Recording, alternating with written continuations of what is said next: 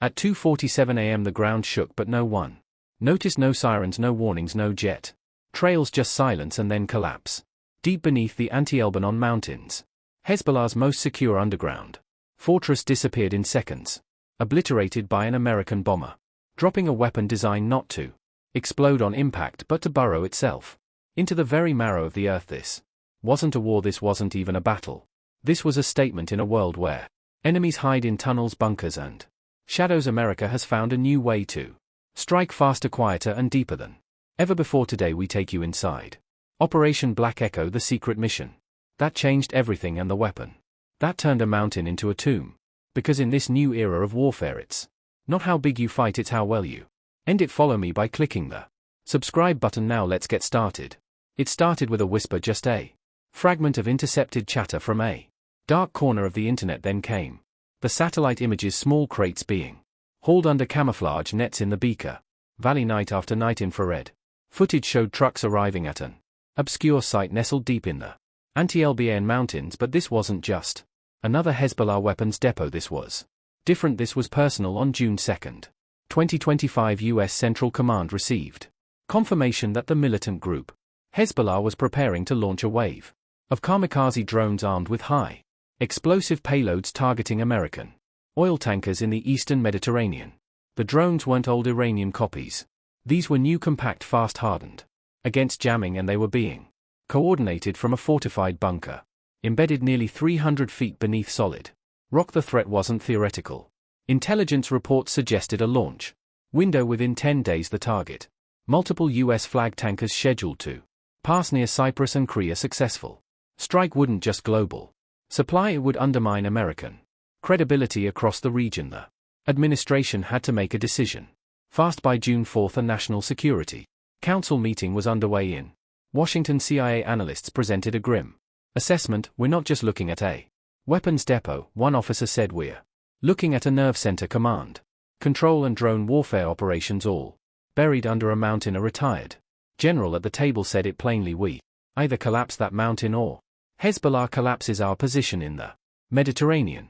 The stakes were too high for hesitation, but the risks of a ground operation were even higher. Terrain too hostile, no guaranteed exit, and every tunnel rigged with booby traps. A conventional air strike wouldn't be enough either. The structure was reinforced with layered concrete insulated by natural stone and built with Soviet-era designs to absorb blast waves. What America needed was a strike so precise, so silent and so final that no one inside that fortress would ever walk out again, and it had to be delivered without warning, without escalation, and without a single American boot touching foreign soil. That same night a single order was given: activate the B-2 Spirit. The mission was named Operation Black Echo, a reference to the way the mountain would fall silent after the strike. No parade of tanks, no speeches, just one bomber, one bomb, one chance. What followed would become a case study in 21st century warfare. The United States would reach into the heart of a mountain across oceans and borders and eliminate a threat before it had the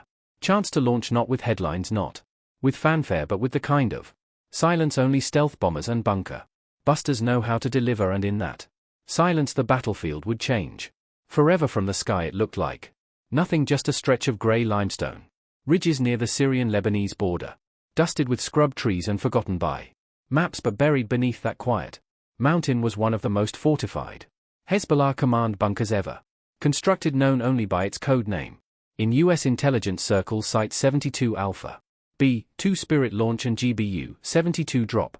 The compound had been under intermittent surveillance for over a year, but only recently did it come into focus. American satellites revealed subtle terrain shifts, ventilation shafts masked as natural rock heat signatures at night, despite sub-zero temperatures, faint electromagnetic pulses consistent with drone command signals. What lay underneath wasn't primitive, it was engineered. The bunker was built into the spine of the Anti-Elbanon range using Soviet Cold War blueprints combined with Iranian construction funding. Triple reinforced concrete walls, shock-absorbing blast doors, redundant power lines, and 3 separate tunnels carved into the eastern slope, each entrance buried behind sliding steel gates. Inside, analysts estimated over 30 Hezbollah operatives, including drone specialists, intelligence officers and elite guards. A full command and control suite capable of coordinating multi-drone swarms.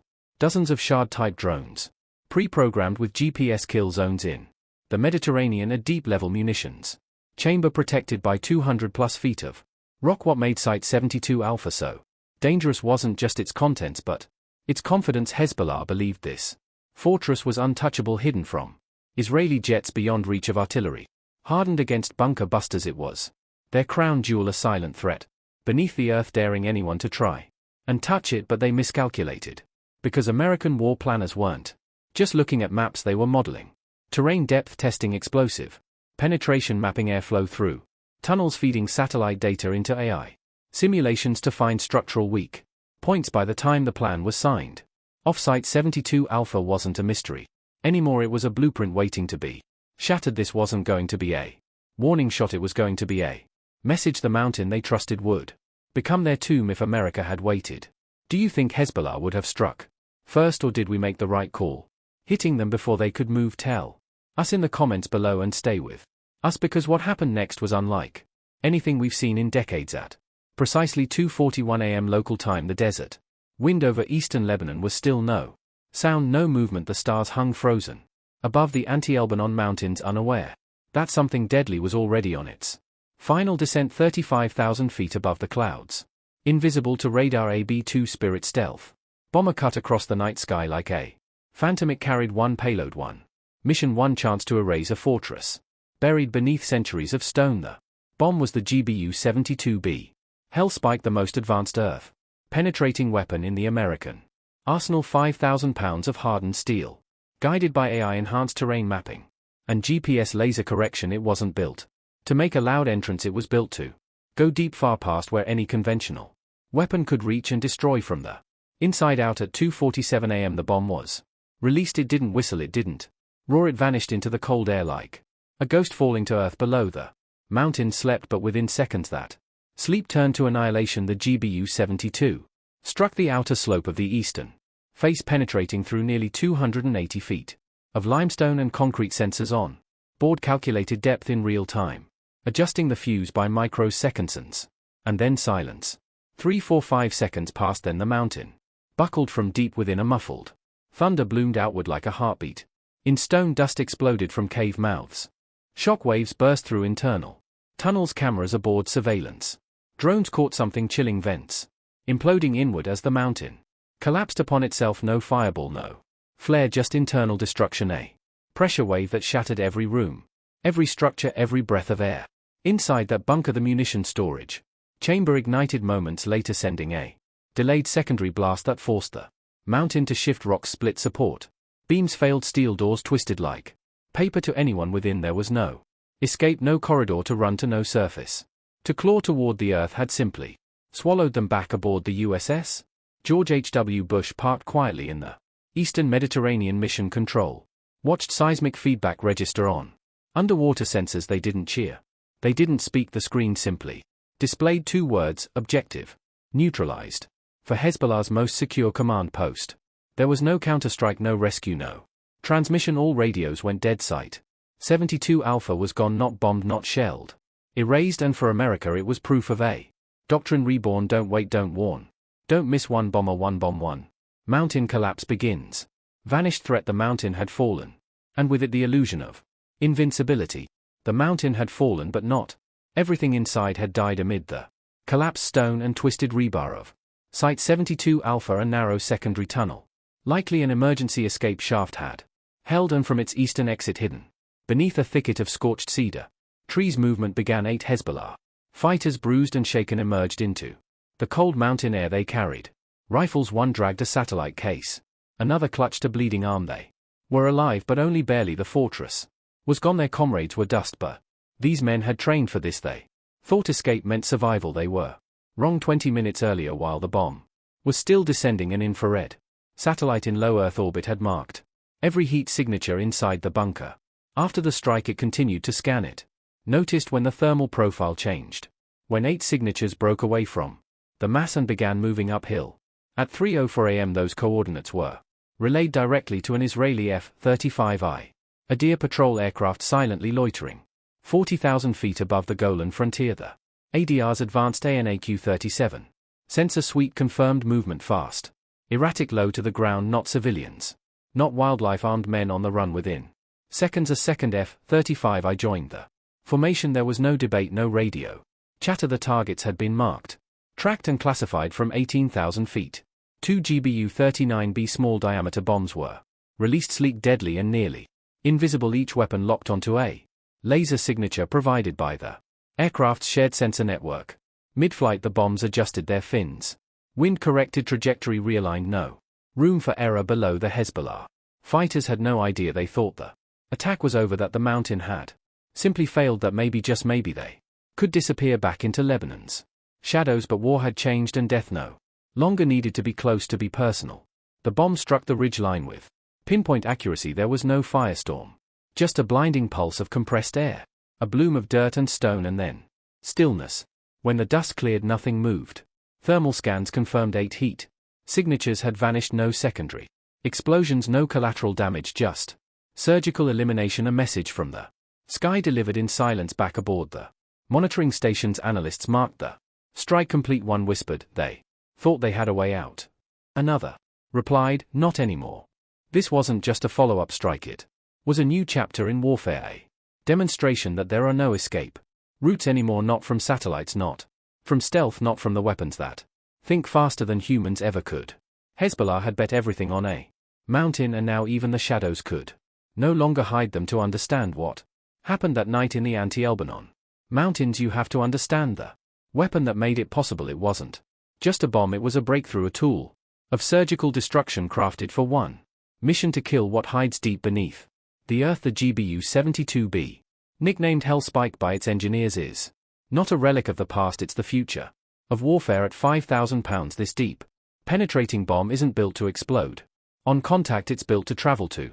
Listen to weight, made of reinforced alloy casing. Its nose is forged to survive impact speeds exceeding Mach 1 into dense rock and layered concrete. But its deadliest feature isn't the steel, it's the brain. The bomb is equipped with a programmable smart delay fuse that reads terrain data in real time. It decides on its own when to detonate based on what lies ahead. In the case of Site 72 Alpha, that decision happened 300 feet below ground. Older munitions would have cratered the surface, loud, visible, and ineffective against bunkers built to absorb shock. But the GBU-72 didn't care about spectacle. It punched deep into the mountain's chest, found its heart, and detonated with such precision that the mountain collapsed inward, not from above but from within. Its payload, F-35I, targets fleeing fighters.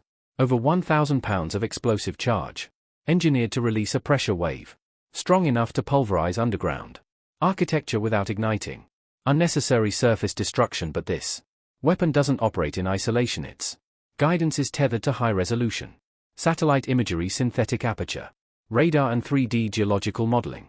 Uploaded before launch, it doesn't guess, it calculates, and when combined with stealth aircraft like the B-2 Spirit, the GBU-72 becomes invisible, death arriving without warning, leaving no escape, no trace. But what truly sets it apart is its message. This bomb doesn't just break rock, it shatters assumptions. It tells the world, you can dig, you can bury, you can hide, but we will find you and we will reach you. That night America didn't just strike a target, it showcased a doctrine, a new era of warfare where technology replaces mass and speed replaces scale, where one plane, one weapon and one decision can accomplish what once required armies. To Hezbollah, the GBU-72 was a nightmare carved in steel. To the Pentagon, it was proof of concept, and to future adversaries watching from bunkers of their own, it was a warning, loud and clear: no mountain is deep enough, no fortress is safe enough. We're coming, and we know exactly where to hit. When the dust settled over the anti-Elbanon mountains, there was no press conference, no parades, no boots on the ground to plant a flag, only silence. And the message that silence carried: America had just rewritten the rules of modern warfare with one bomber, one bomb, one strike. No nation claimed responsibility, no radar tracked the launch. Hezbollah's communications went dark, and regional chatter froze in stunned disbelief. Their most fortified installation, hidden under hundreds of feet of stone reinforced with steel, powered by arrogance, was now a tomb, and no one had seen it coming. But this operation wasn't about theatrics, it wasn't about revenge, it was about denial. Denying safe havens, denying future attacks, denying the illusion that deep enough means safe enough. For years, terror networks believed mountains could protect them. They built deep, planned in Shadows trusted concrete rock and secrecy to shield them from American reach, and for years maybe they were right, but not anymore. The United States didn't just drop a bomb on a bunker, it demonstrated a doctrine, one born in the silence of a stealth bomber's wing, one guided by data satellites, artificial intelligence and precision that doesn't miss. This is the new face of American power: agile, decisive, untraceable carrier groups no longer need to be off your coast to threaten you. Stealth aircraft no longer need fighter escorts, and bombs no longer explode just where they land. They detonate exactly where you thought no one could reach. The implications are clear to enemies who plot in caves, tunnels, or foreign alliances. We're already watching. To those who think distance grants immunity, we've already closed in, and to those building the next Site 72 Alpha somewhere in the hills of Yemen, the jungles of Africa, or the deserts of Iran, understand this: you don't have time to run, you don't have space to hide, and you'll never hear the new era of precision warfare strike that ends it all. In the end, the mountain didn't fall because America used more force, it fell because America used smarter force that moves in silence, that thinks faster, and that never waits for permission when danger is confirmed. And that's the future of American war fighting: not loud, not massive, but relentless, invisible, and absolute. The mountain fell, the threat is gone, but the message still echoes: we can reach you anywhere, anytime, without warning. This operation wasn't just a show of force, it was a case study in how warfare, technology, and national defense have evolved in the 21st century. For those watching, whether in militaries or living rooms across America, there is a deeper message here. The battlefield is no longer defined by geography but by information, timing, and precision. The success of this strike wasn't about overwhelming firepower, it was about foresight, about knowing when to act, where to strike, and how to do it with minimal risk to American lives. It reminds us that the future of national security isn't just built on strength, but on intelligence, on the quiet power of innovation for students, analysts, and citizens alike. This mission illustrates a new era where data, stealth, and strategy now outperform brute force. It challenges us to think differently about what power truly means, and for those who've served or whose families have, this operation is a sobering reminder of why technological superiority must be protected, funded, and understood, because in a world where enemies can hide under mountains, America must be ready to respond without hesitation, without exposure, and without failure. In this silence we find clarity, and in this strike we find a lesson. It's not the size of the army that defines the outcome, it's the accuracy of the decision. One strike, one mountain, one moment that changed the rules of modern warfare. The success of this mission wasn't measured in explosions, it was measured in silence, in precision, and in the absence of American casualties. It was a reminder to our enemies: you can run deep, but we can strike deeper. As technology advances, so too must our understanding of what keeps this nation safe. It's not just firepower, it's foresight, readiness, and the will to act before danger reaches our shores. If this video gave you new insight into how modern wars are truly fought, we want to hear your thoughts. Where do you think the next threat is hiding, and how should we respond? Leave a comment below. Subscribe for more in-depth military storytelling, and share this video with someone who still thinks war is won by numbers alone.